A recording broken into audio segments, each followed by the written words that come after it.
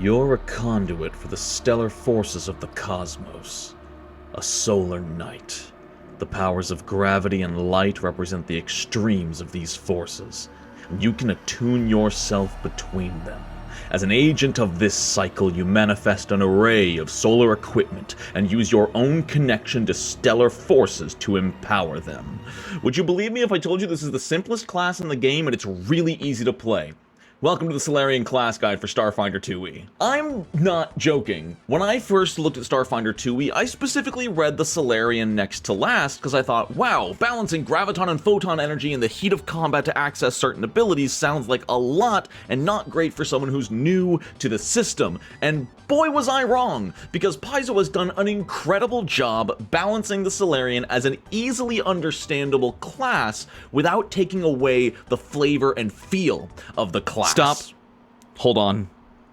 We've got to talk about this. And by this, of course, I mean the sponsor of today's video, Misty Mountain Gaming, and their official Starfinder Pathfinder pre-launch sale for the officially licensed Paizo merchandise. That's right, y'all. Misty Mountain Gaming has partnered with the channel to show off their brand new line of Pathfinder and Starfinder merchandise. Everything from t-shirts to sweatshirts, hats, journals, stickers, and 2 brand new sets of dice you can get right now. They were kind enough to send me a few pieces of this merch I can show off in person, including the t-shirt, which I absolutely love the front design, but I adore the Starfinder logo directly on the back. Plus, it's a longer than average t-shirt while still fitting fine, which I like because it means I can do a big ol' stretch without showing off my tummy. Additionally, the sweatshirt is nice and heavy and is going to be perfect for the fall and winter months to come, with the Starfinder logo right on the breast as well as the cosmic birthday artwork right on the back. They were also incredibly generous and sent me a set of their cat's eye gemstone dice.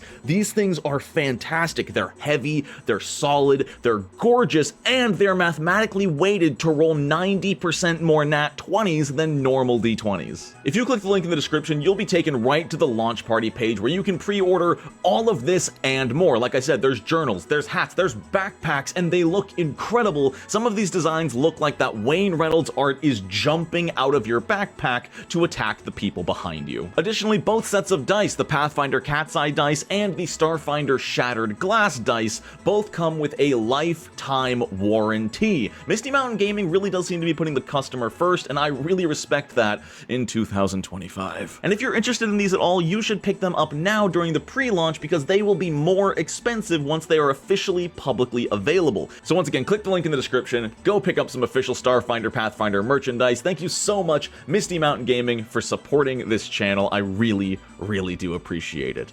Now let's talk about the Solarian. So, the first surprising thing about the Solarian, if you don't know anything about this class, is that it is strength-based. A lot of people might have been thinking, oh, Constitution to handle the gravity, or, I don't know, some weird wisdom marshal or something. No, they are entirely strength-based. Everything the Solarian does is centered around strength and hitting the enemy either really hard or in really unique ways. Remember, Starfinder is all about ranged combat, and strength does not lend itself to ranged combat. 10 plus Constitution modifier hit points every single level. Lever? That's gotta be a record for a misspeak. Expert in perception, expert in reflex, expert in will, only trained in fortitude. This one actually surprises me. I was convinced it was going to be expert fortitude, trained in reflex, especially being a strength class, but no.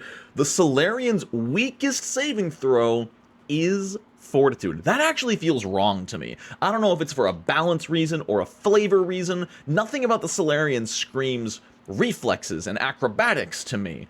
But here we are. Trained in athletics as well as 4 plus your intelligence modifier and additional skills. Surprisingly, trained in simple and martial weapons. This is going to be surprising when we go over the class features. Similar to like an alchemist, they're going to be making their own weapons, but I believe that the way it's written, the weapons are classified as martial, so that's why they use that proficiency, and it does allow a Solarian to use, say, a plasma rifle if they so choose. Also trained in light and medium armor as well as their Solarian class DC. So, the Solarian at level 1, how complicated is it? It's 1 page. The stellar attunement is super simple. Typically, your Solarian is going to be unattuned at the average point of time, but for 1 action once per round, you can choose to attune yourself to either photons, or gravitons. On its own, this does absolutely nothing, but this is the main gimmick of the Solarian. Pretty much every single ability in your kit is going to have a different effect based on if you are graviton attuned or photon attuned. There is no benefit to remaining unattuned, so you do want to attune as soon as possible, and additionally, as part of attuning one way or the other, you can manifest any of your currently unmanifested solar manifestations. Call this my Solarian manifesto. Oh, brother! So, starting off with the first solar manifestation, your solar flare. This is a tiny little mote of energy that just floats around your body. It does not take a hand to hold or manipulate in any way, and it is used for a ranged attack that has different ranges and effects based on if you are graviton or photon attuned when you make the strike. It functions as a normal ranged martial weapon in the brawling weapon group, and if you are graviton attuned when you make the strike, it has a 15-foot range increment. That's important, keep that in mind. 15-foot range increment for 1d8 bludgeoning damage, and on a critical success, you can immediately make an athletics check to trip the target. The big downside with this one is that it doesn't say it ignores your multiple attack penalties, so you had to attack them with your mote to hit, which means this trip attempt, only on a critical success by the way, is going to be at -5, which doesn't feel great, but it's still a potential trip just for free, which you can't get mad at. And it's a ranged trip. And remember when I said increment is important? That's because a lot of weapons like this tend to just have a flat range. The Kineticist's Elemental Blast in Pathfinder is a perfect example of this. You can't attack past a range, but you can attack past a range increment.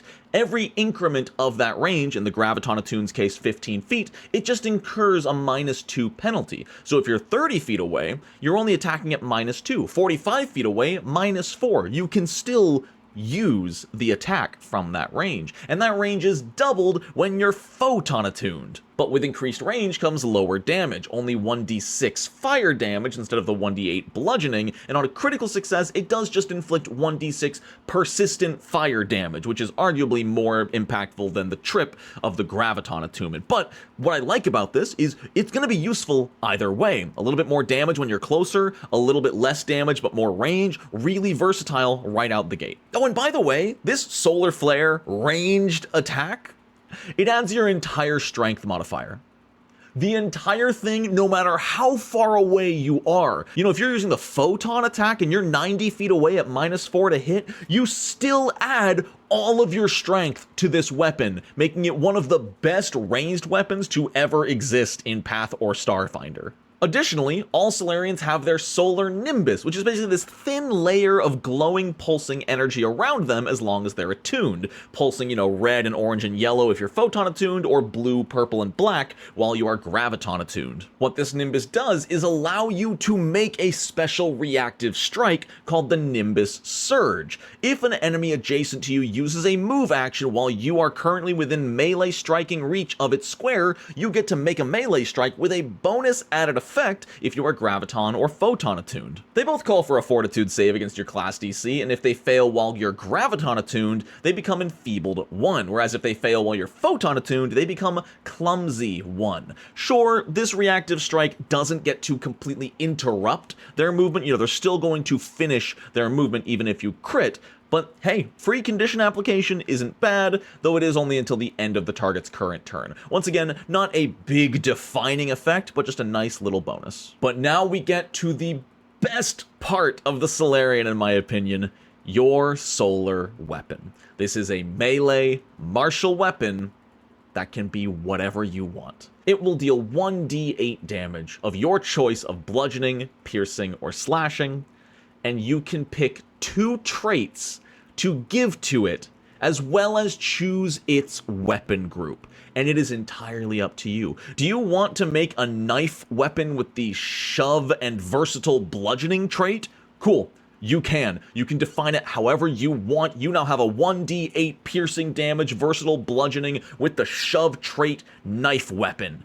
You can even make the damage 1d10 if you want, or give it reach, but those 2 traits are special in that if you take either of those traits, you cannot take any others. What I love about this is it means the Solarian's weapon isn't limited to what's in the book. It is truly whatever you, the player character, want it to be. There's a lot of cool ways you could handle this, and, of course, while you are Graviton or Photon attuned, your strikes function slightly differently. If you successfully strike an enemy with your melee solar weapon, while Graviton attuned, all spaces around a target are considered difficult terrain to it until the end of its next turn. And remember, this applies to your Nimbus Surge as well, because if you hit with Nimbus Surge, that is applying a hit from your weapon. It's even extra nice that it's only difficult terrain to that creature, so if you Nimbus Surge while they're trying to get away, you're basically stealing some of their movement, or if you hit them on your turn, they can't take a step action to get away from you, and that's a big thing for the Solarian. The Solarian is clearly built mainly as a melee class with some ranged options, so getting up close to somebody and keeping them next to you is so important, and by forcing them to not be able to move into difficult terrain with a step action, you're going to be able to trigger your Nimbus Surge very easily. Also keep in mind, I didn't mention this, Nimbus Surge also triggers on manipulate and ranged strikes while they're next to you. So if you get up close to somebody with, say, a plasma rifle and you hit them with a graviton strike, guess what? They now have two choices. Either try to run away, where you're going to get a Nimbus Surge, or try to shoot you in melee, where you're gonna get a Nimbus Surge. The Solarian sets itself up for Nimbus Surges, at least while Graviton attuned. But if you want to deal a little bit more damage, you can deal bonus fire damage equal to half your level rounded up, which is great, on all strikes while Photon attuned. So it's up to you. Would you rather keep the enemy in place in front of you, or deal 1 extra damage on every single hit? Which, remember, if you have a +4 strength, being able to deal 1d10 +5 at level 1, damn good. Also, by the way, all that emphasis I just put into customizing and crafting your perfect weapon, by spending 10 minutes at any time, you can re-customize all of it. You're not stuck with your weapon of choice as long as you have downtime. So when your spellcasters are refocusing, you can just decide, do I want bludgeoning, piercing, slashing, axe, flail, versatile, non-lethal, reach? Completely up to you every time. So freaking cool. And that's it. That's everything you get at level 1 besides your level 1 class feat. And it sounds like a lot because I just spoke for a long time, but it's really simple. You have a ranged attack, you have a melee attack, you have a reactive strike if they do something next to you. That's it. You get to choose your weapon, and if you are Graviton or Photon, your attacks do a slightly different bonus effects. That's what's so nice about the Solarian. The only thing that changes is the bonus effect, and in the case of the Solar Mote, it's the range, a little bit different. I think that's phenomenal. Really great design that gives you a lot of flavor and versatility while keeping it simple. And I think that's where TTRPGs shine. I'm not going to go much farther than that, or those are going to be here for hours. I want to make a video on the simplicity of TTRPGs, but this is a class guide, so let's move on to their class features. Level 2 skill feats, level 3 general feats, level 3 skill increases, and then stellar resilience. Your fortitude saves increase to expert, meaning that at level 3, the Solarian is expert in all saving throws. But then they get something very interesting that works differently than other classes. If they ever succeed on a fortitude or will save against an effect with the mental or incapacitation trait, you can attune for free, which means if you're unattuned, you can choose Photon or Graviton, and if you're Graviton, you could switch to Photon. The fact that it's only against mental or incapacitation is annoying to me. First off, incapacitation never comes up against player characters. You are so rarely fighting enemies that are lower level than you, and creatures, I don't know about Starfinder because we don't have the bestiary yet for Starfinder, but creatures don't tend to have incapacitation effects. The mental effects are nice, but again, it's on saves against mental effects. You know what the most common mental effect is? Demoralize. It's not a save. It uses your DC. If you could attune every time someone demoralized you, that would be beautiful. But unfortunately, this is only when you are actively defending against something rather than something actively attacking your defenses, which sounds like the same thing, but unfortunately it's not. It's cool, but you'll see down the line, Solarians have a weird thing with their will saves. Level 5 ancestry feats and weapon expertise, increasing your proficiency with weapons, including your solar weapons, to expert, and finally getting you access to the critical specialization effects of your weapons, which means up until level 5, your weapon group selection for your solar weapon is purely flavor. Although I think there are niche cases where monsters have a certain weakness to a specific weapon group. I believe a wood elemental or a wood golem has weakness axes. Level 7 Stellar Senses, your perception increases to master, and you just get a permanent +2 circumstance bonus to all initiative rolls forever. Just forever. And if you happen to take Incredible Initiative as well, that increases to +3. Not too shabby, and of course Weapon Specialization for a little bit of bonus damage. Level 9, Class DC increases to Expert, and then Will Saves increase to Master. Now I want to take a minute to talk about this because this is so weird.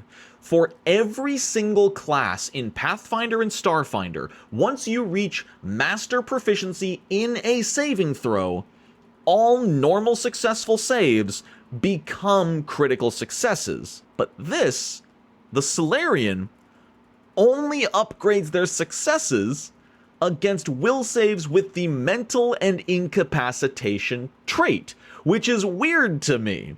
Sure, most will saves are gonna have the mental effect. I'd wager 75% of all will saves will have the mental trait. But that other 25% that I'm pulling out of nowhere, why don't they upgrade that save? Everybody upgrades that save. I looked at the soldier, 20 pages down the rulebook, their will saves become auto crit successes against everything, not just specific traded effects.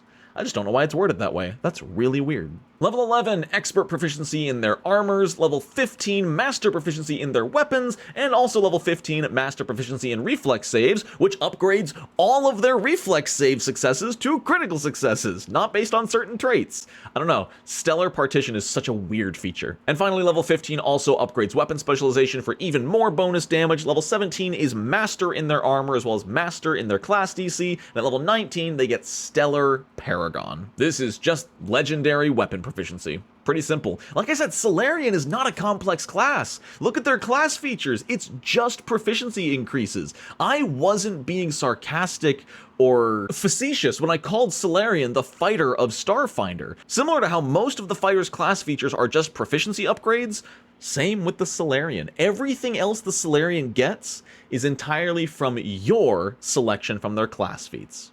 So how about we go over those? Right away, Binoric Assault is interesting. For 2 actions, you make 2 strikes. One with your Solar Flare, and one with your Solar Weapon, both at your current multiple attack penalty. So right at level 1, the Solarian can make 2 attacks at full bonus. But it's not as safe as it sounds.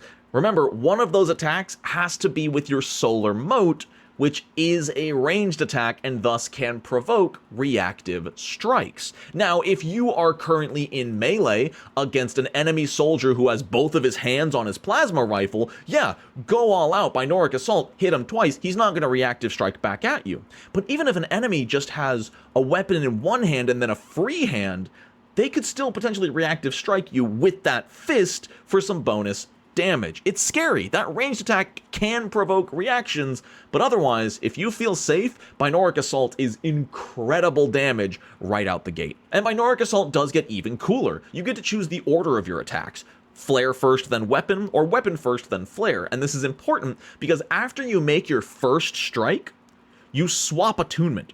So if you melee weapon in Photon, then your Solar Flare is going to be Graviton. And that's still insane. That's going to be 2d8 plus 9 damage. But this is also great because your melee weapon's attunement effects are fantastic. So typically, if you are attuned the way you want to be, you hit with weapon first. If you want to be in the other attunement for your weapon, you Solar Flare first. It is such a versatile feat, and the funniest part to me is that if you miss both of your attacks, you become unattuned. I don't know why. I don't know why your attunement goes out of whack. Maybe you're just really fed up and ashamed in your abilities, and you should be. So you just, I'm not stars anymore. But if Binoric Assault is a little too complex for you, you can always take Hampering Flare, which is incredible.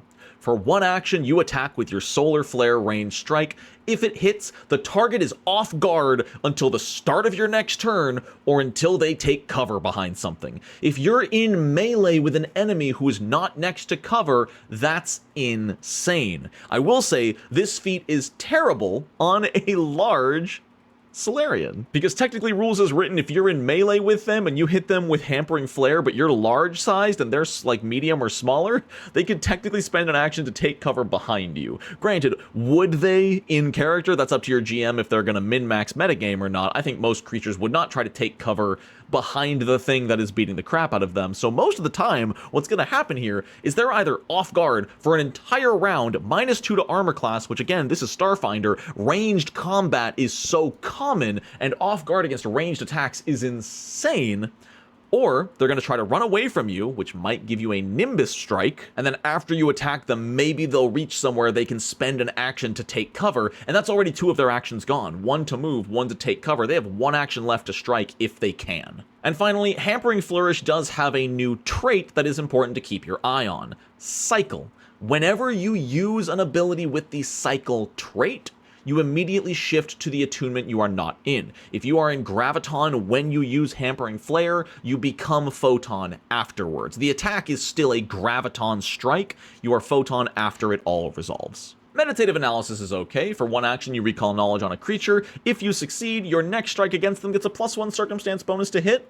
Not too bad. The cool thing is that when that strike hits them, you actually get to choose which attunement benefit you want. So if you're Photon attuned, you can actually still apply the Graviton attunement. But interestingly, Meditative Analysis has the Cycle trait, and it doesn't change your attunement. So let me put it to you this way. If you are in Photon attunement and you use Meditative Analysis and attack them, but you apply the Graviton attunement effect of your melee strike, then because it has the Cycle effect, you actually shift into Graviton. But also, if you chose the Photon attunement effect anyway, you also still shift into Graviton. I feel like I'm explaining this and it's sounding a lot more complicated than it actually is, and I'm sorry. But basically, choose the effect you want, and then swap to the opposite of what you were, has nothing to do with what you chose. Unfortunately, the target is then immune to your analysis for 1 day, which doesn't seem that necessary. I guess the recall knowledge is too strong, but spending an action to maybe give yourself +1 to hit and choose your attunement effect is not that great. Solar Shield, you get a buckler.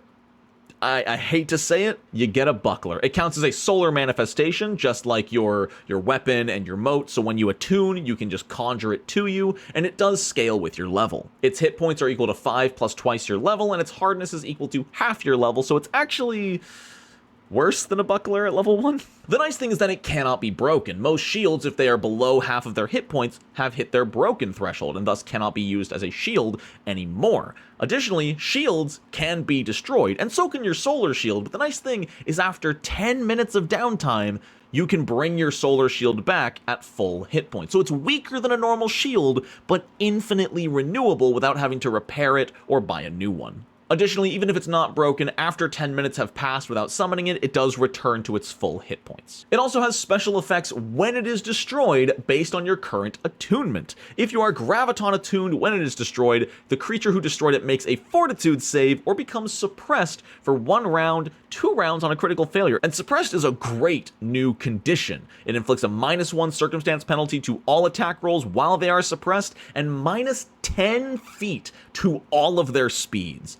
Incredible. And Photon Attuned works the exact same way, all adjacent enemies making a Fortitude save against class DC, or else becoming dazzled for 1 round, 2 rounds on a critical failure. I personally think Suppressed is better than Dazzled, but they're both good, just bonus effects that happen when your shield inevitably gets exploded. Stellar Rush is incredible. Because Solarians want to be in melee so much, bonus speed is vital. And this is more than just bonus speed. For 2 actions, you stride twice, and both of those strides get plus 10 foot to your speed. Assuming you've got a 25-foot move speed, you're moving 70 feet in 2 actions, plus a bonus effect based on your attunement. If you're Graviton attuned, then at the end of your stride, all enemies within 15 feet of you make a Fortitude save against your class DC, and if they fail, they are pulled into an adjacent square next to you, which is wild. And if you're Photon attuned, then at the end of your movement, you create a 15-foot burst photon field,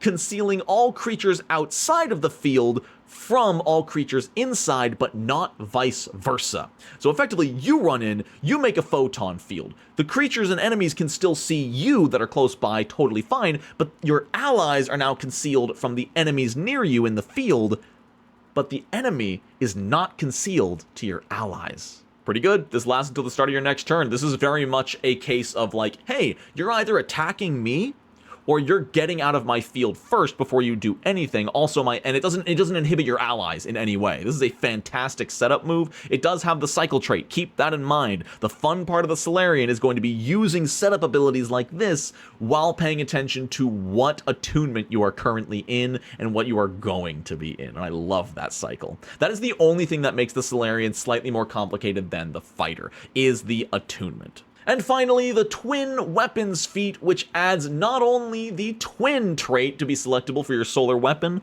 but also that coveted agile trait. Of course, they hid it behind a feat. Understandable. Twin weapons. If you don't know the twin feat, it basically allows you to, any upgrades you give to one solar weapon, you can split and then have 2 copies of the same weapon without having to upgrade 2 separate weapons. And this is important because Solarians actually technically use the Pathfinder rune system. They're not called runes, they're called Solarian crystals. I won't be going over them in this video, but they give you +1 to hit, striking, and then some of them grant some kind of property effect. So they work the exact same way as Pathfinder weapons. So having the twin trait would mean you only have to buy 1 set of them rather than upgrading 2 different weapons. And I completely missed the actual part of this feat that says you now have 2 weapons.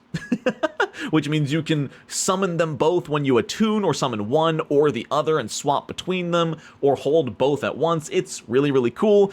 I got focused on the different traits because that's the exciting part. But yeah, you now have 2 solar weapons, which means you can have like 1 bludgeoning, 1 slashing with different traits and cover a whole wide heaping helping of potential targets and weaknesses and resistances. Level 2, Distant Flare increases your solar flare ranged attacks range increment by 15 feet. Not as important on the Photon, huge on the Graviton. Remember, Photon's only going from 30-foot range increment to 45.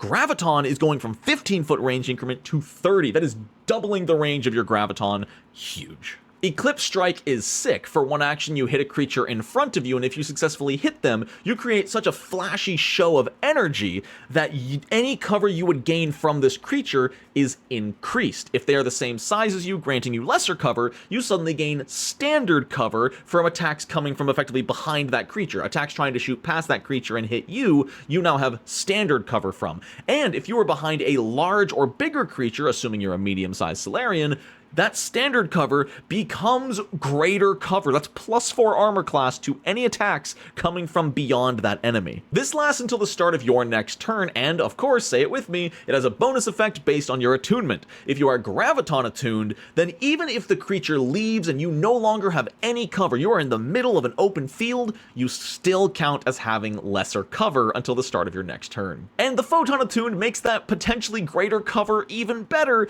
because any attacks coming your way that are affected by the cover of the creature you hit, the attacker takes a -1 circumstance penalty to their attack roll. If you set up Eclipse Strike on a large creature and someone behind that creature tries to shoot you while you're Photon attuned with this, that is a net -5 to hit. Insane. Also, Eclipse Strike does have the cycle trait, so keep that in mind. Mutable Manifestation. Every single time you attune, you can change the damage type of your weapon. Bludgeoning, piercing, slashing. Super easy. Now, this is where things get a little bit confusing, and I'd actually want to hear from Paizo on how this works. Attuning is different from changing attunement. Why do I bring that up now? Well, it says Mutable Manifestation lets you change your damage type whenever you attune. And I believe that is actively using the action attune, such as that free action when you roll initiative. However, whenever you cycle, I don't believe that counts as attuning.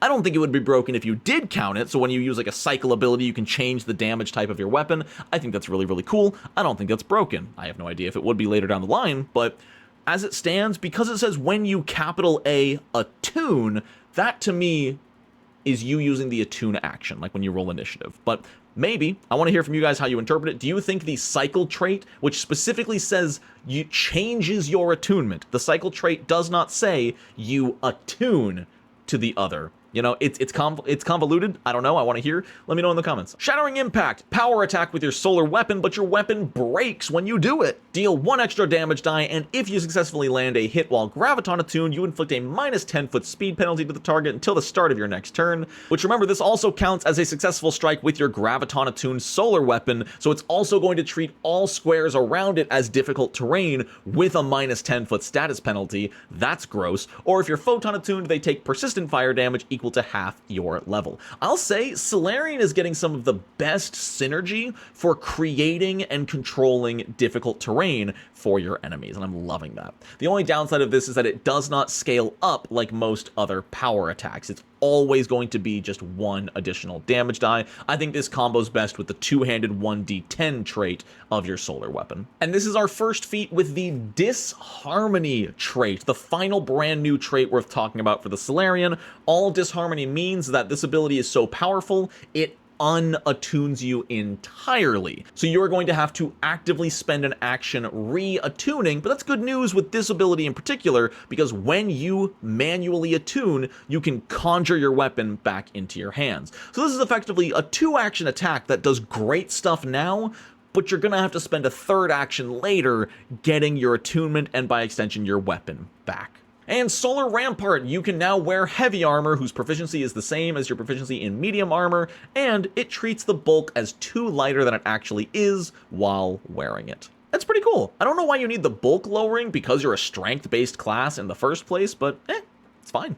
This is definitely good support for a Solarian who is completely dumping dexterity and doesn't even plan to use their solar flare. They want to run into melee, hit people in melee, and stay in melee. And I think that build is going to love more graviton attunement to stop enemies from running away and force them to either stay next to the Solarian or trigger their reaction for some even more bonus damage. If you're dumping dexterity, your solar flare becomes a lot less reliable because even though it adds your strength to damage, it's still a dexterity based attack roll. Level 4's Black Hole is insane, and it's the first ability we've seen that has a prerequisite of a specific attunement. You can only use the Black Hole activity while graviton attuned, and you can only use it once per 10 minutes. But by spending 2 actions, any number of creatures within 30 feet of you must make a fortitude save against your class DC. And the fact that it's any number of creatures you select means you don't hurt your allies with this. It's a massive 30-foot emanation, and you can only target the people you want to hurt. If they succeed their saving throw, they take half of 2d8 and are pulled 5 feet towards you. On a fail, it's the full damage, 15 feet towards you, and they're off guard against the next melee attack you make against it. So ideally, you're targeting someone who's 15 feet away from you, they fail, they're sucked 15 feet into you, now they're off guard, and because Black Hole didn't have the attack trait, you now get to wail on them for your 3rd action. And critical failure is double damage, pulled 30 feet towards you, guaranteeing they are now in melee with you, and they're knocked prone, which is like off guard, but better. Phenomenal feat, and it scales incredibly well. Every 2 player levels increasing the damage by 1d8. Even at level 4, if you target 3 creatures with this, that is 6d8 damage. And 3 creatures in a 30-foot emanation is so easy. Imagine you're fighting like 10 little squirt enemies that are just trying to overwhelm you. 20d8 at level 4? Every 10 minutes? Phenomenal. Cosmic Infusion. While you are photon attuned and using those abilities to deal fire and persistent fire damage, you can instead choose to deal vitality and persistent vitality damage to capitalize on creatures that might be weak to it, specifically undead. Because yes, even though you're in space, it's still fantasy space and there are undead everywhere. Alternatively, if you're graviton attuned, then when you successfully hit a creature, it treats all squares within 10 feet as difficult terrain rather than just adjacent squares. And that's also insane because those now cost 10 feet of movement per, and if you combine this with the big power attack that makes a minus 10-foot status penalty, they're not going anywhere. Nimbus Ward is a fascinating little ability that can be used as a reaction when something happens, or as a single action at any time on your turn. What it does is grant you resistance equal to half your level until the start of your next turn.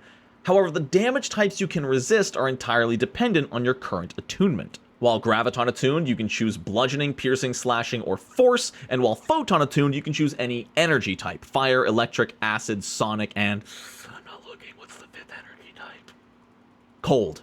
Bam, nailed it. So it's kind of cool. The trigger for this is when you take damage. It technically doesn't even need to be the damage type you can resist, but obviously you would want to spend it to resist that damage type. You're photon attuned, you get hit by cold damage, cool, use Nimbus Ward. But if you're graviton attuned, you might as well not use it, unless you think you might take piercing, slashing, bludgeoning, or force damage before the start of your next turn anyway, but at that point you might as well just wait until you take the hit. It's fine. And then there's Plasma Ejection, which is a 2-action AoE 3d6 fire damage on a basic reflex save that can be used every single turn. It doesn't have disharmony, it doesn't have a frequency, the only limitation is that it's a flourish, so you can only do it once per turn, and it cycles you. Every time you use this ability, you choose whether to use it in a 10-foot emanation or a 30-foot cone. All the creatures make a basic reflex save, and as a reminder, a basic save means that on a critical failure, they take double damage and half damage on a normal success, and if they do critically fail, on top of double damage, they also take 1d8 persistent electric damage.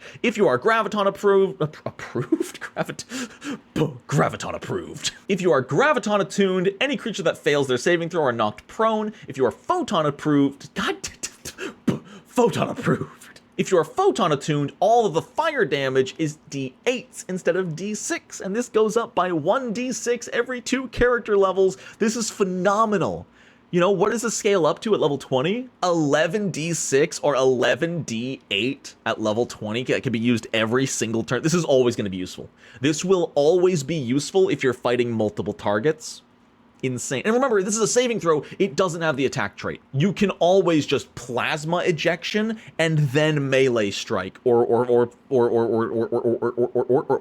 solar flare. And then just like Graviton got Black Hole, Photon Attune gets Supernova. 2 actions once per 10 minutes. You have 2 options. You either choose a 15-foot emanation that deals 4d8 or a 30-foot emanation that deals 4d6. So you have to choose damage or range. Keep in mind, this hurts all creatures in the emanation. It does not differentiate friend from foe. Normal success is half damage and dazzled for 1 round. Normal failure is full damage and blinded for 1 round. Critical failure is double damage and blinded for 1 minute, which is crazy on an AoE ability. Keep in mind, again, if you're fighting like 7 or 8 just small little mooks, a few of them are going to crit fail. You target all of them, they're all taking 4d6 damage in a 30-foot emanation, and like 2 of them get blinded for the entire fight. Insane. Black Hole and Supernova are both incredible. Also, damage scales by 1 dice per 2 character. Per level? That goes up by 1 dice per level? This always deals your level d8 in fire damage? Again, it's only once per 10 minutes, but still, that's crazy. Constellation Vortex. For 1 action, you create a copy of your solar weapon that is spinning around you. Any creature that starts its turn adjacent to you, the Solarian, makes a basic reflex save against your class DC or takes damage equal to your weapon's damage, not counting your strength. So if you've got the 2-hand trait, you might be dealing a 2d10 weapon at the start of their turn. Basic reflex save against 2d10. That's not bad. This does need to be sustained for an action, and the wording is a little bit weird. It says that if you already have the Vortex active, then you can activate it again to add +1 to the damage dealt. So if you activate it again on the following turn, it now deals 2d10 +1. But it doesn't say that doing this sustains it. And that's the problem to me here, is that if you want to upgrade the damage, it's 1 action to upgrade it, and then 1 action to sustain it, and then you only have 1 action left on your turn. I don't know if it's supposed to be sustained every time you add a weapon, but I feel like they would have worded it that way. I don't know. If it is the way I'm understanding it, this is not that great of a feat, but the cool thing is that when you choose to stop sustaining it, it does explode, dealing damage equal to your level, plus the number of weapons you added to the vortex, up to a maximum of 3. Also keep in mind, there's no saving throw for this shattering damage, so if you're level 6 and you added 3 weapons, that's just 9 damage to all adjacent creatures, no save. Now, it does technically add more than 1 damage per weapon. If you are graviton attuned when you add a weapon, it increases the damage by 2, and if you are photon attuned when you add a weapon, it increases it by an extra 1 fire damage. I don't know, it's one of the more convoluted feats. I really dig it. It scales pretty slowly. Every 3 character levels, it increases the base damage of the additional weapons by 2, and the attunement effect bonus damage by 1. There's a lot to this feat. I think I dig it. If you're going to be a Solarian who just wants to stand next to people and watch them kind of slowly melt,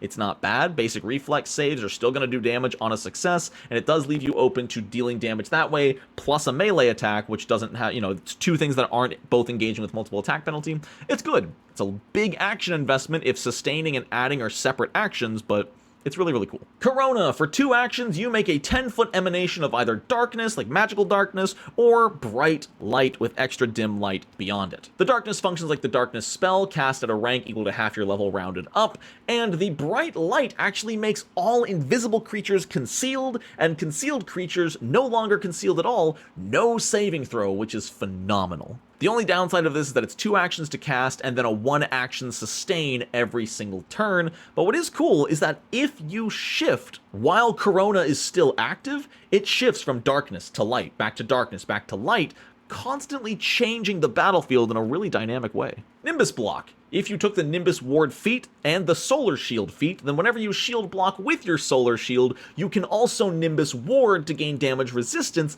as a free action. This will make you pretty bulky. Obviously, your damage resistance won't reduce the damage that your shield is taking. You're going to reduce the damage by the hardness of your shield and then resist the damage you take. At level 6, that's going to come to like 6 damage reduction, which is pretty good because your shield's hardness is equal to half your level, and then the resistance gained from Nimbus Ward is equal to half your level. So this basically upgrades it to be your full level while shield blocking.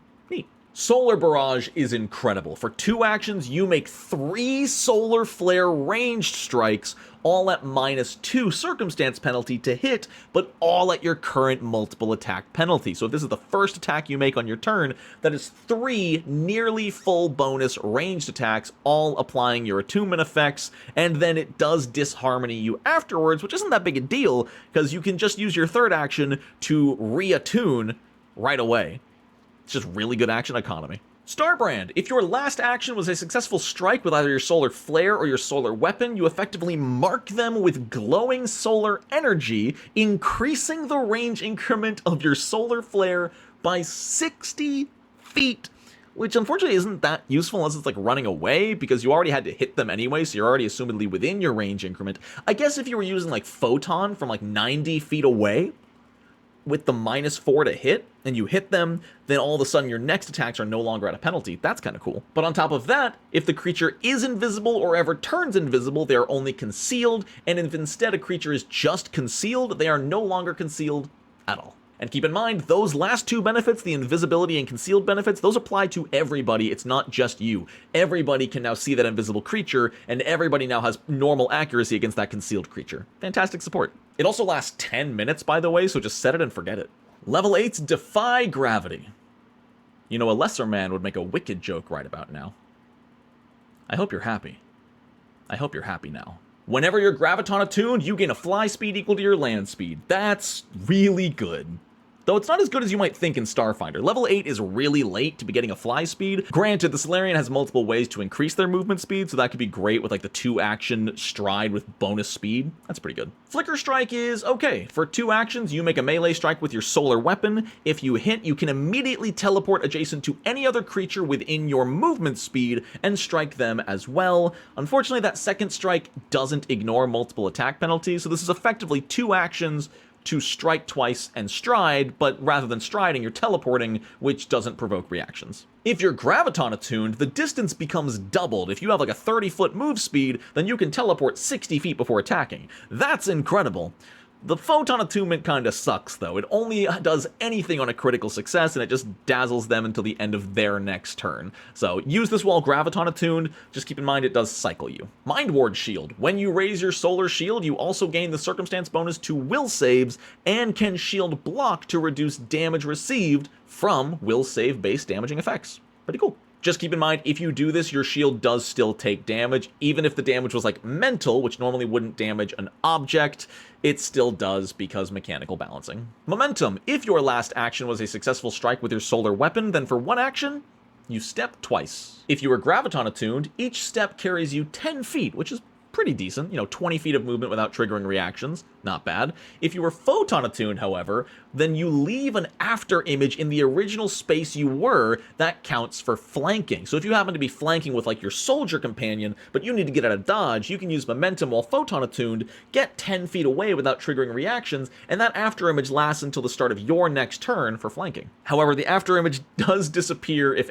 anyone else steps into that space, which is actually kind of funny in my opinion. Propulsive shield. While your solar shield is raised, your solar flare gets stronger. It gets a 10-foot increase to its range increment and 1 bonus damage per weapon damage die. The damage added is the normal damage based on your current attunement, and it also upgrades the critical success effect of each attunement. Graviton critical success strikes get a +2 circumstance bonus to the trip check, and Photon critical strikes gain 1d8 more persistent fire damage. And Photon attuned critical strikes do 1d8 persistent fire damage instead of 1d6. They're fine. I think you do this for the range increase, and if you're going to be raising your shield anyway, it's just a passive upgrade. So if you're some like dex-based shield Solarian, this is worth doing. It's also just a really cool visual to imagine the moat is like in your shield and you're just firing off lasers out of your shield. That's a cool visual. Solar Wind. While you are photon attuned, your speed is increased by 10 and you can move through 1 unwilling creature every time you stride. That's a lot better than you might think it is, especially when positioning is super important. I can't tell you the number of times I've been on a battle map and the place I want to get to I can't because I'm not dexterity based and I can't tumble through the enemies. But with Solar Wind, especially if you're just a raw strength based Solarian, you don't need tumble through. You just do move through. Careful Strike. For 1 action, if your attack normal fails, you deal damage equal to your strength mod. Is it a lot?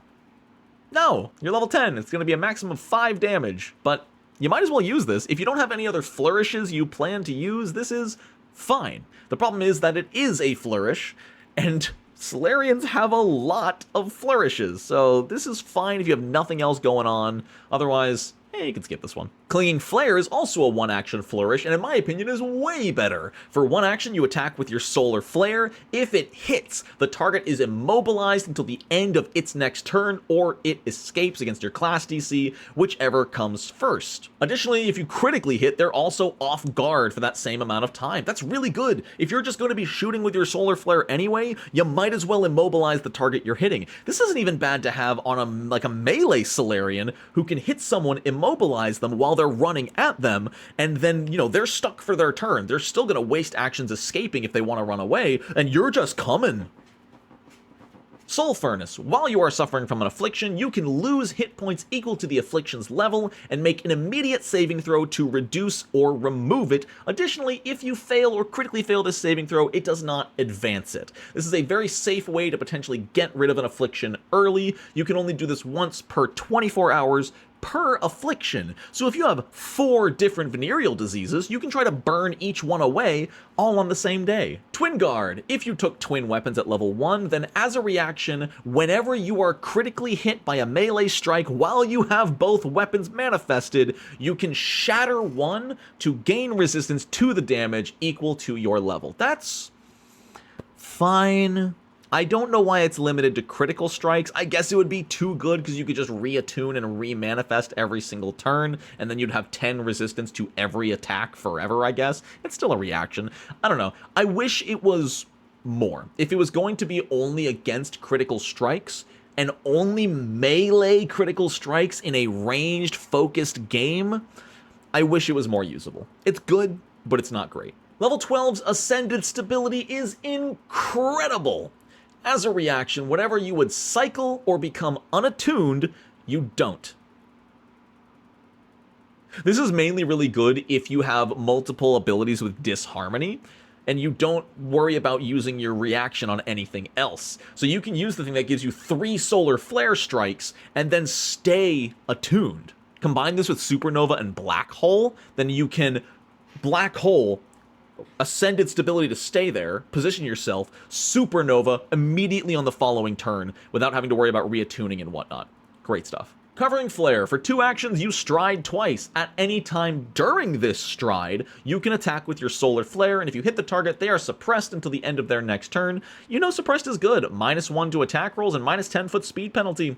pretty good. This is another great ability for the melee Solarian who wants to get up next to somebody. They're striding twice. Before they get into melee range, they hit them with the flare, suppressing them. Then they get up close to them. Maybe afterwards you hit them with like a graviton strike, and now they're suppressed and surrounded by difficult terrain. Nasty. Wormhole. For 2 actions, you create 2 wormholes within 100 feet of each other. Anytime a creature enters one of the wormhole's space, they are immediately shunted out into any adjacent space of the other wormhole. They only last 1 round, but you can sustain them to last up to 1 minute, and there is a bonus effect based on your attunement. I know, shocker. If you are graviton attuned and a creature begins their turn adjacent to either of the wormholes, they must make a fortitude save against your class DC.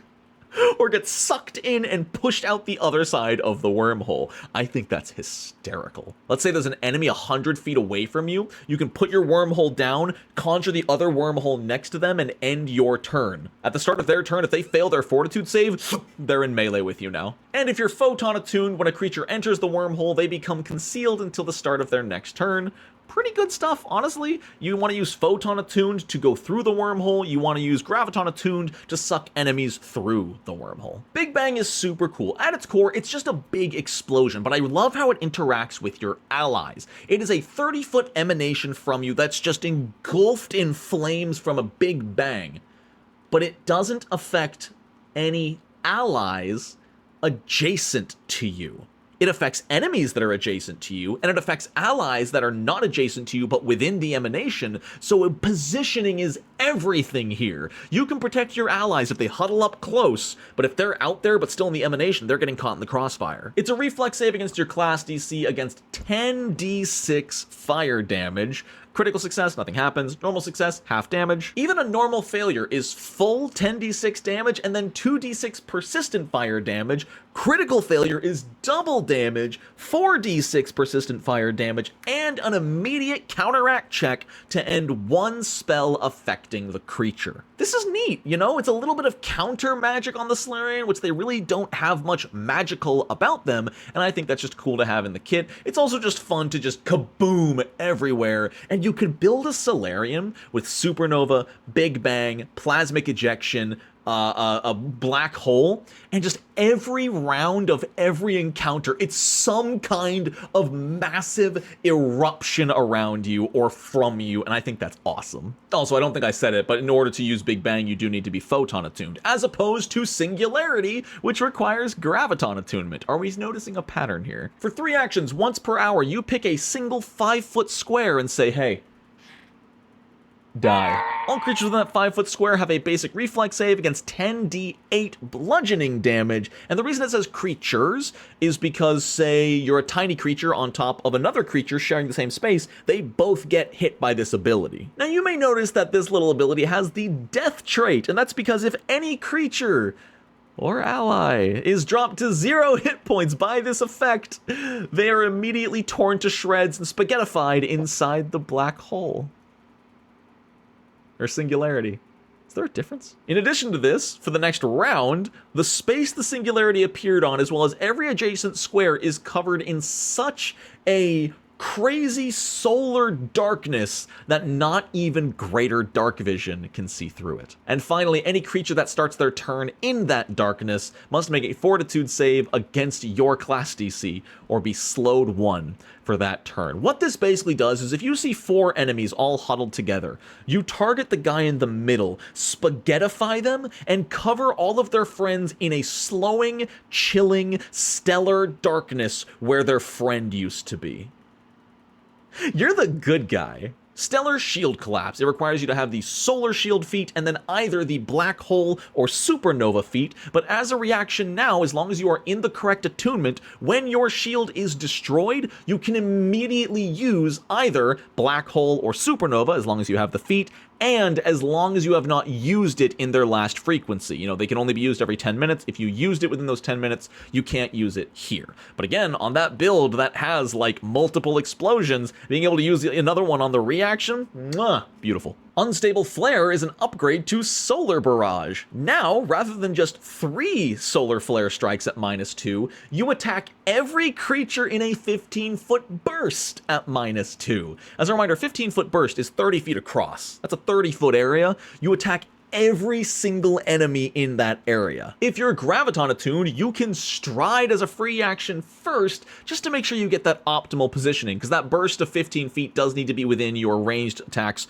first range increment. And if you're Photon attuned, then every single creature you targeted with this ability, you are now concealed to. It doesn't even matter if you missed. If you targeted a creature, you are now concealed until the start of your next turn. Phenomenal. And now I'm gonna take a moment, I'm full screen, there's no more text on the side, I'm gonna bring something up here. We're on the last page of feats. The end of the Solarian is a little disappointing. There's only 2 level 16 feats, 2 level 18 feats, and 2 level 20 feats. And I hate to say it, they're not amazing. They're very quality of life. Everything big the Solarian can do, you've already seen. I just want to prepare you for this, okay? One-on-one. And I'm not gonna complain. If you've seen a lot of these class guides over the years, we get to the end, there's a few unimpressive feats here or there. The commander guide sure was something. I'm just gonna smile. I'm gonna enjoy it. I'm gonna describe these feats. We're gonna have a great time, all right? Cheers. I'm addicted to energy drinks again. It's a problem. Attune. Whenever you attune as a single action, you can make a solar flare strike or a solar weapon melee strike as a free action. Cool, it's not bad. It's similar to Kineticists, how whenever they open their gate, they can make an elemental blast for 1 action. Level 16, it's a little bit high to get something like that, but you know what? It's good quality of life. It also works really, really well with all the abilities like Plasmic Ejection that lets you, use a saving throw ability along with attuning, making an attack roll, and maybe even leaving an action to stride. This actually makes you an incredibly versatile combatant. It's a good feat. Harmonic Convergence. Whenever you use an action with the Disharmony trait, that's the one that unattunes you, you gain temporary hit points equal to half your level. If you've got a good cycle of attuning, then Disharmony, attune, Disharmony, you can get some constant, really decent temporary hit point generation here. That's a good little barrier. You're level 16. If you can get 8 temporary hit points every single turn, that's not bad. It's pretty bad. Attuned wards. Whenever you hit a creature, doesn't even matter if it's with your solar flare, your solar weapon, or even a non-Solarian weapon. As long as you are Graviton or Photon attuned, your strikes now apply an automatic debuff when they hit. If you're Graviton attuned and you hit a creature at any time, they immediately become Clumsy 1 and off guard for 1 round, no saving throw, and if you hit them a second time in 1 turn, it becomes Clumsy 2. And if you're Photon attuned and you hit them with anything, they take persistent fire damage equal to half your level. 9 persistent fire damage at level 18? Not too bad.